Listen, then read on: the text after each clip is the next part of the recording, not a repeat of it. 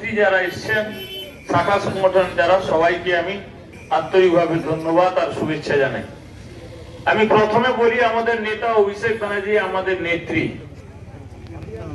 সর্বস্তরে খিরাইয়ের মানুষ আমরা আজকে একসঙ্গে পদযাত্রা করলাম।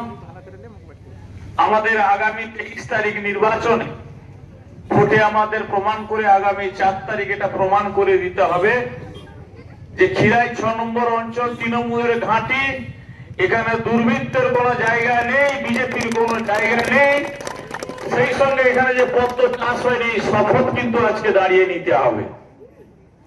আমাদের নেতা অভিষেক ব্যানার্জি বলেছেন যে অনেকে ভাবছেন আমরা জামাটা গায়ে রেখে আর তৃণমূলে থাকবো, তৃণমূলের ক্ষতিটা করব, আতাত রাখবো বিজেপির সঙ্গে। আমি একে অপরে পছন্দ করছি না, দেখতে পাচ্ছি না। একটা কথা মাথায় রাখবেন, আমাদের সেই নেতার একই কথা আমি বলতে চাই যে গায়ে জামা থাকবে তৃণমূলের, অন্তর থেকে বিজেপিকে সমর্থন করে দলটাকে যারা ধ্বংস করবেন, আগামী 4 তারিখের পর থেকে বিজেপির সাথে সাথে তাদেরও ডিজে বাজিয়ে ছাড়া হবে। এটা যেমন সবাই মাথায় রাখে। সাথে সাথে আমি এইটুকু বলি, কেন আজকের পথসভা, কেন অজিত মাইতিকে আজকে আমাদের ভোটে জয়যুক্ত করতে হবে। আজকে নামক যে ভাইরাস, সেই ভাইরাস সারা বাংলা সহ পিংলাতে ছড়িয়ে দিয়েছে। আপনার ভোটাধিকার, অধিকারকে কেড়ে নিতে চাইছে।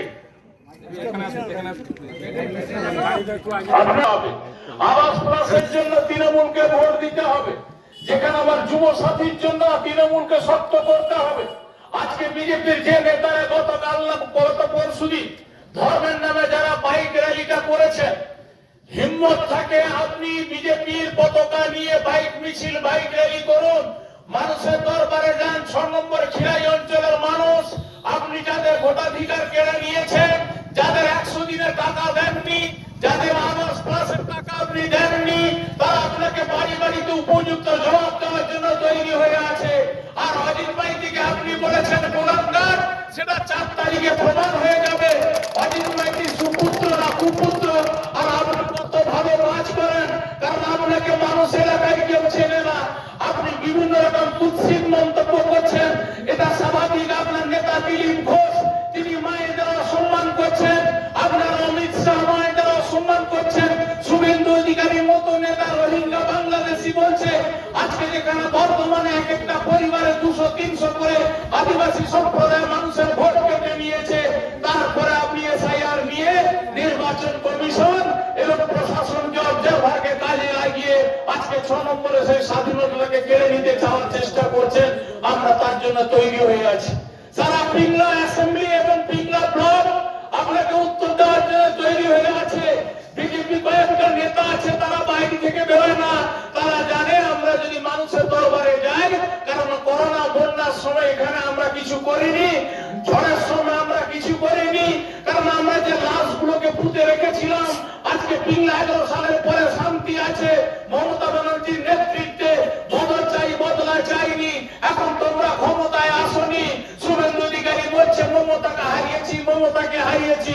এবারে উচিত শিক্ষা পাবে নন্দীগ্রাম আর ভবানীপুরে, উচিত শিক্ষা পেয়ে বাংলার মানুষ এই নরেন্দ্র মোদী, অমিত শাহকে 4 তারিখের পরে বিজেপিকে দীঘার সমুদ্রে দর্শন করে জগন্নাথ ধামে ছুঁড়ে ফেলে আসবে, এই শপথ আমরা আজকে নেব। সাথে সাথে আমরা একসঙ্গে মধ্যে করি। আমাদের মধ্যে ভোট চাইতাম। আমি সবাইকে অনুরোধ করবো, একটা মঞ্চ থেকে বুথ লেভেল পর্যন্ত একসঙ্গে মানুষকে বার্তা দেন। আমরা ছিলাম, আমরা